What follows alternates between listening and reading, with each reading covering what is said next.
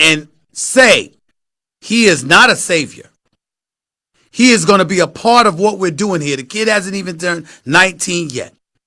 To say this is Drew Holiday's team, who, by the way, is an all-world defender and an all-star caliber player, to say this is his team, ladies and gentlemen, that means something.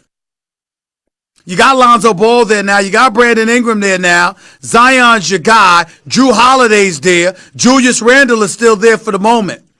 And they're trying to build something. They've accumulated picks because that's what David Griffin has been doing. But to sit up there and to say he's not a savior, Zion is not a savior, and to remind us that there's a veteran on here who has shown up in the postseason in the past in Drew Holiday, to allude to the players that you acquired in Ball, Ingram, and Josh Hart, to just draft Nickeil Alexander-Walker with the 17th pick, Silver with the 35th pick, to have protected first-round picks in 2020, 2021, a first-round swap with the Lakers in 2023, an unprotected first-round pick from the Lakers in 2024. Ladies and gentlemen, David Griffin has done a hell of a job. And oh, by the way, how about re-signing or making sure that Alvin Gentry returned as the coach of the Pelicans? Let me tell you something about Alvin Gentry. Record doesn't necessarily speak to it. Clippers, Detroit Pistons, Phoenix Suns, now New Orleans Pelicans. He was a championship coach as an assistant with Steve Kerr and the Golden State Warriors before he got the New Orleans job. Let me be very, very clear to you about something you need to understand about Alvin Gentry. The man can coach. The man knows basketball. And having said that, I don't think ever in life have I been more impressed with Alvin Gentry than what we saw last year. Take a moment, ladies and gentlemen, pause, step back just a little bit, and think about what Alvin Gentry and he's coaching his team. They had just went to the semifinals of the Western Conference playoffs a year earlier, going up against Golden State with Anthony Davis and Drew Holiday. Alvin Gentry comes back this year, right when the season began, right before the regular season began. Anthony Davis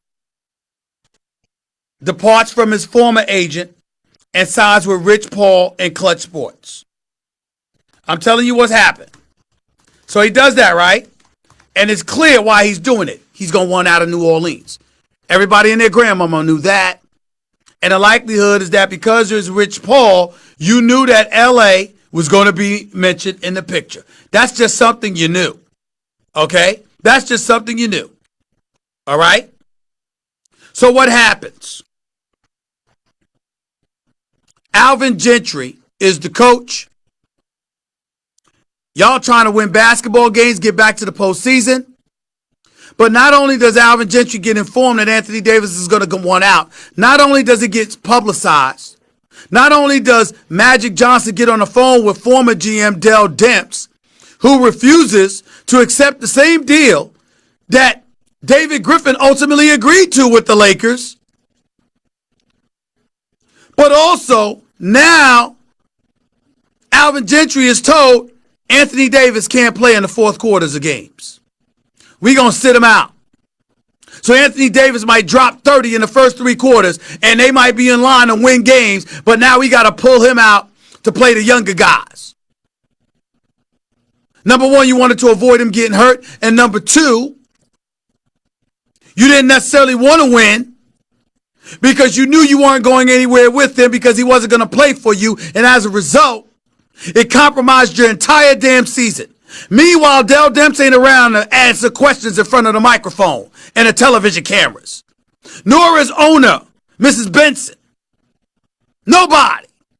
Alvin Gentry is left there to hang out and dry. And they still won 33 games. They still played hard as hell. They still didn't appear to be a team devoid of the necessary intellect, schematically or otherwise, to know what they're doing when they went out there. Alvin Gentry, in going 33-49 last year, did a hell of a job, considering the circumstances. You took his ultimate weapon away from him. You inundated him with a bunch of political, bureaucratic nonsense that most people in this position should never have to deal with. Ever.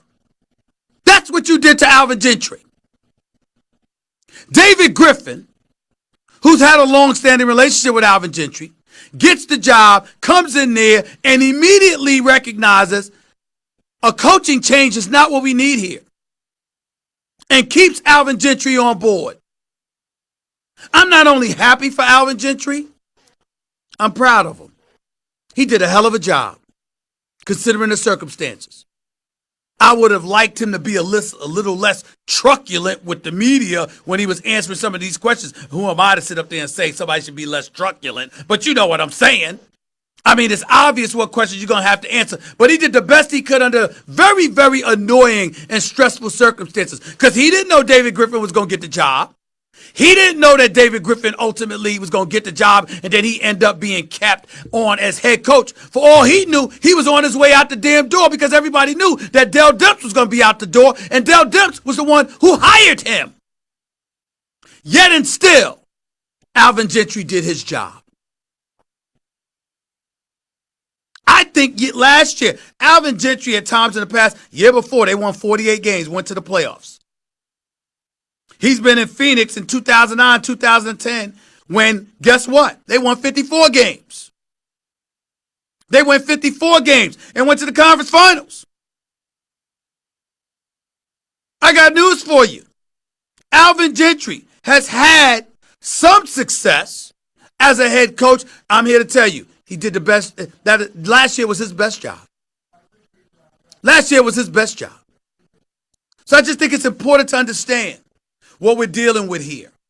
It's important to understand what time it is and to give respect where it's due when it comes to Alvin Gentry and the job that he's done and the good position that the New Orleans Pelicans are in, because they got an organization.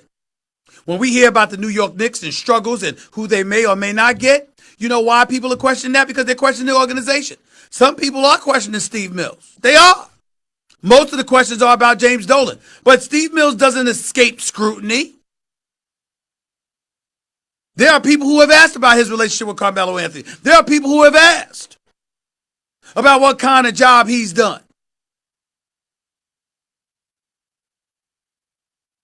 So you got to look at it from that perspective.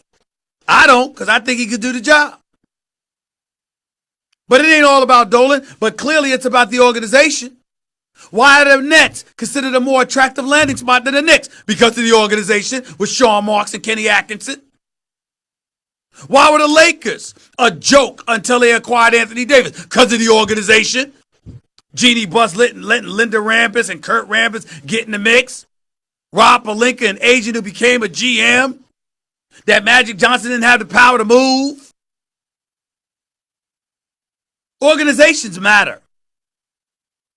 And the New Orleans Pelicans appear to have a first-class one now that David Griffin is in charge.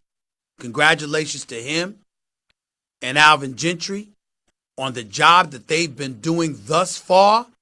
It has been the epitome of professionalism, where a vision has been displayed and a plan has clearly been crafted and is in the process of being exercised. Can't ask for more than that from an organization. Can't ask for more than that. 888-SAY-ESPN. It's 888-729-3776. You are listening live to the Stephen A. Smith Show, ESPN Radio, ESPN News. Back with your calls and more in a minute.